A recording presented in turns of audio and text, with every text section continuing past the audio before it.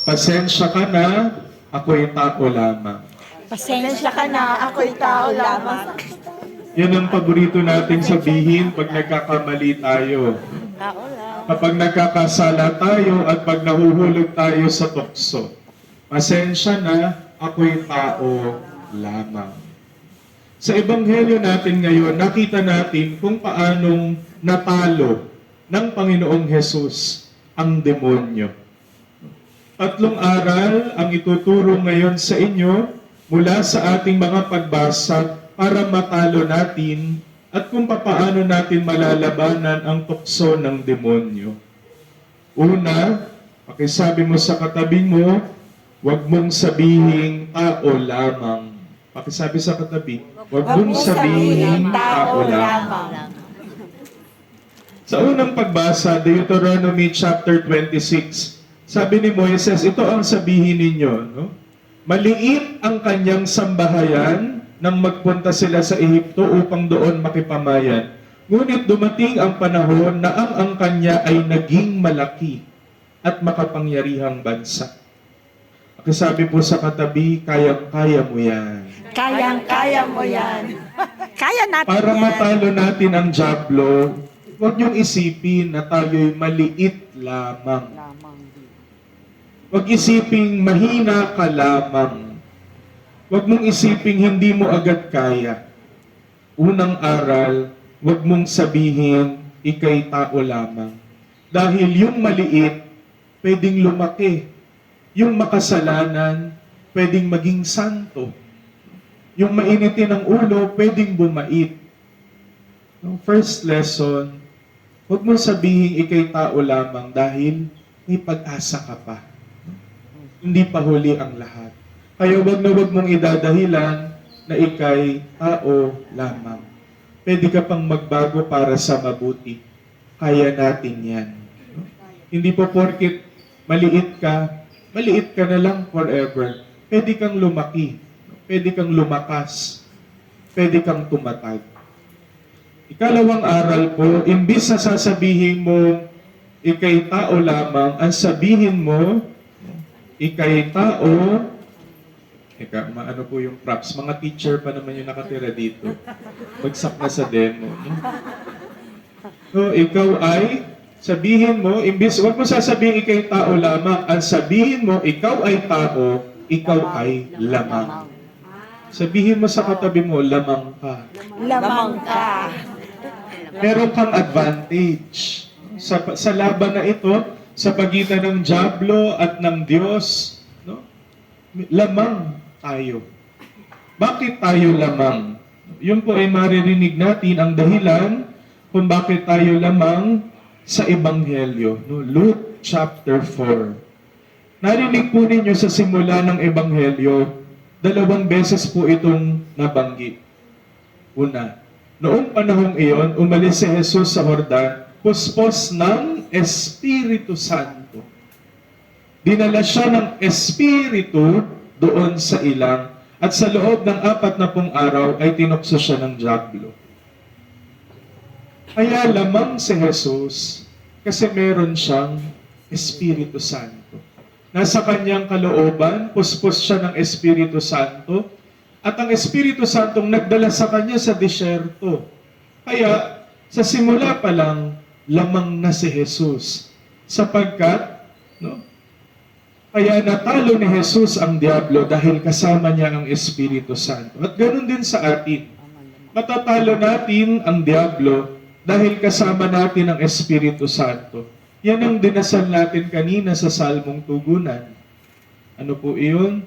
Poon, ako'y samahan sa dusa at kahirapan. Sasamahan tayo ng Diyos sa dusa at kahirapan. Yan ang Espiritu Santo. Sa John chapter 14, ang tawag po natin sa Espiritu Santo ay Paraklito. Pwede po bang pakiulit? Paraklito. Ito po galing sa dalawang salita, no? Para. Ano po ba ibig sabihin ng para? Ginagamit natin yan, no? No? Sight, tama, no? Parameter, no? Talagang nandito ako sa lupain ng mga teacher, no? Parallel, parameter, no, site, tabi. Ang ikalawang salita po ay kalin. Ang ibig sabihin po ng kalin ay tawagan. No? So, gilid, tabi, ara. Kalin, ibig sabihin tawagan. Pag pinagsama po niyo yun, paraklito, yun po ang Espiritu Santo. Kapag tinawagan mo siya, tatabihan ka niya. Kaya nga lagi ko po yung sinesermon, no?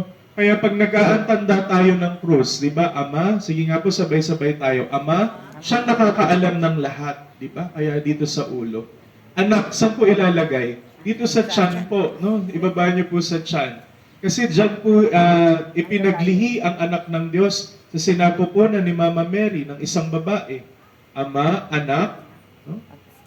Saan niyo po ilalagay pag Espiritu Santo? Sa balikat po. Espiritu Santo, sa side. Bakit? Pag tinawagan mo siya, tatabihan ka niya. Pakisabi mo sa katabi mo, may kasama ka. May kasama ka. Hindi ka nag-iisa. Hindi ka nag-iisa. Kaya, lamang tayo sa laban na ito.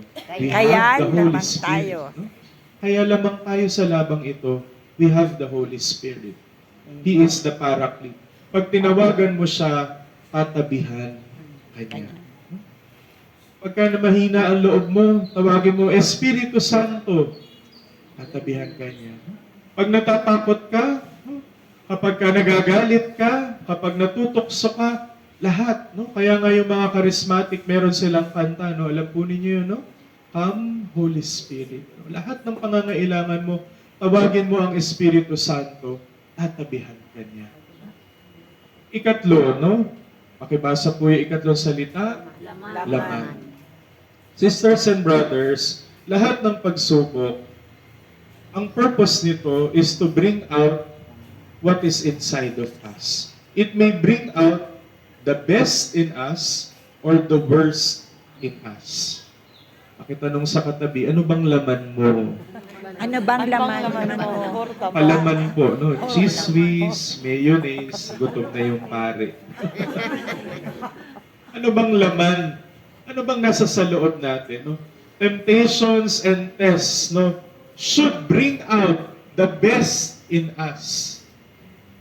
Gaya ng narinig natin sa second reading, Romans chapter 10. No? Malapit sa inyo ang salita, nasa inyong mga labi, at nasa inyong mga puso.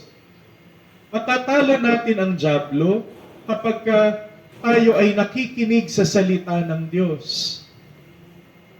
At higit sa lahat, dito sa banal na misa, yung laman, what is inside. Pero ngayon, second point para sa laman, hindi ba sa misa tinatanggap natin ang laman ni Kristo? Ang katawan ni Kristo. At dahil doon tayo'y mananalo. Salita ng Diyos na nasa ating mga bibig, pinapakinggan natin. Kaya nga sa misa ang ginagawa natin, bago tayo makinig ng Ebanghelyo, kinukrusan natin yung ating noo para maalala natin. At hindi lang maalala, ito'y bababa sa ating mga bibig. Na sana lumabas din yan. No? At ito'y pupunta sa ating mga puso para manatili doon. Para kapag tayo binugbog ng dyablo, tayo'y piniga ng dyablo, anong lalabas sa atin?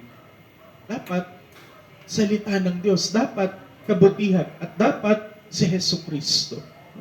Inaaway ka ng kung sino-sino, no? Sinisiraan ka, no? Para bang tinitikis ka, no? Parang, sabi nga ngayon ng mga bata, no? Mga sa social media, no? Sinundo mo yung inis ko, no? Sapul na sapul mo yung init ng ulo ko. No? Dapat ba ang lalabas sa atin ay kasamaan, no? Every temptation, every test is meant and ought to bring out the best in us. Sana pag tinukso tayo ng dyablo, malabanan natin siya. Lalabas sa atin, no, si Kristo mismo. Lalabas sa atin ang salita ng Diyos na napakinggan natin. Di ba ganun niya lagi sinagot 3 beses? 3 beses sinagot ng Panginoong Jesucristo, nasusulat. Yung salita ng Diyos ang baon niya. Kaya sana sa misang ito, ipagdasal natin no, na malabanan at mapagtagumpayan natin ang dyablo. Huwag nating sabihin tayo'y tao lamang, mahina at marurupok. Huwag natin, imbis sa sabihin natin tayo'y tao lamang, ang sabihin natin tayo'y tao, tayo'y lamang. Bakit? Meron tayong Espiritu Santo na kapag tinawagan natin, tatabihan niya tayo. Sasamahan niya tayo sa dusa at kahirapan.